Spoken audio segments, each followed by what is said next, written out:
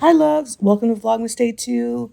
It is a crazy one because it's going to be really quick, but I am so sleepy and don't want to get up.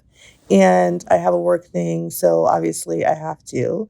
But of course, legs have to be presentable. Even though it's cold here in the Bay Area, my legs are going to be out. And so I'm using my Veet strips to do some waxing really quick. Fun fact, I found out about those during quarantine and I have not looked back. They're great to have on the go.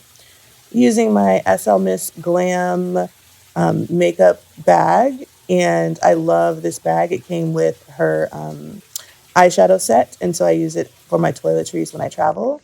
And my baby CupCake, I miss him so much. I've been away for like a week on business, and I extended my trip so I can see some people, but he is doing really well at the sitter, so I'm grateful for that.